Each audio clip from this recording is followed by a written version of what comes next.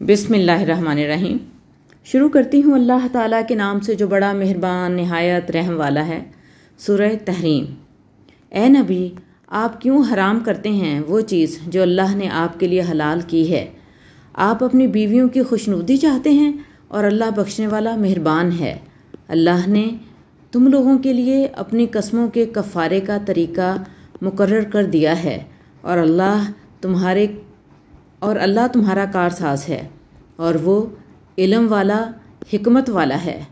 اور جب نبی نے اپنی ایک بیوی سے ایک بات راز میں کہی، پھر جب اس نے اسے ظاہر کر دیا اور اللہ نے نبی کو اس کی خبر دی تو نبی نے اس کا کچھ حصہ بتایا اور کچھ سے درگزر کیا۔ پھر جب نبی نے اس بیوی کو اس کی خبر دی تو اس نے کہا، آپ کو کس نے بتایا؟ نبی نے کہا، مجھے علم والے خبر رکھنے والے اللہ نے بتایا۔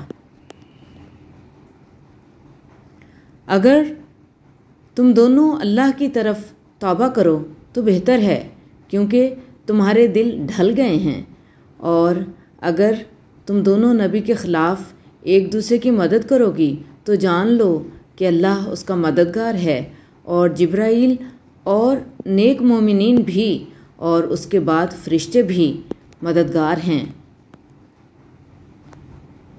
ہو سکتا ہے کہ اگر وہ نبی تم سب کو طلاق دے دے تو اس کا رب اسے تم سے بہتر بیویاں بدلے میں دے دے، جو مسلمان ہوں، مومن ہوں، فرما بردار ہوں، توبہ کرنے والی ہوں، عبادت گزار ہوں، روزہ رکھنے والی ہوں، بیوہ ہوں اور کمواری ہوں۔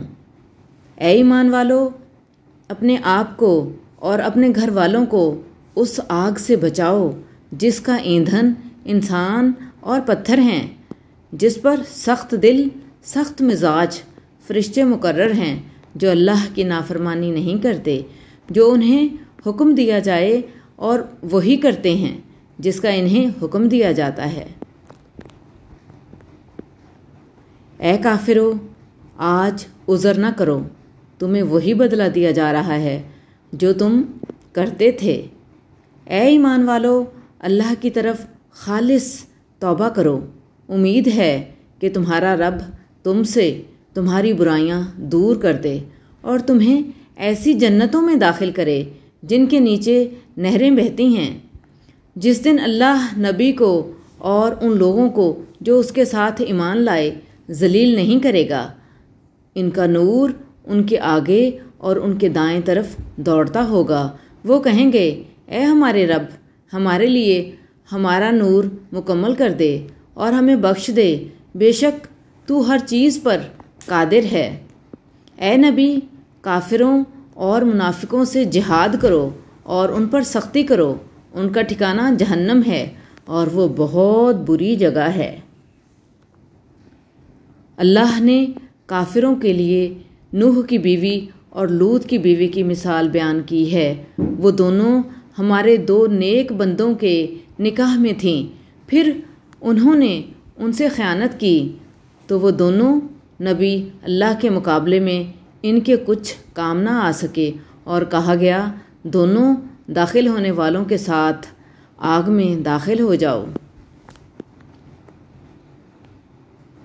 اور اللہ نے ایمان والوں کے لیے فرعون کی بیوی کی مثال بیان کی، جب اس نے کہا، اے میرے رب، میرے لیے اپنے پاس جنت میں ایک گھر بنا دے اور مجھے فرعون اور اس کے عمل سے نجات دے اور مجھے ظالم لوگوں سے نجات دے۔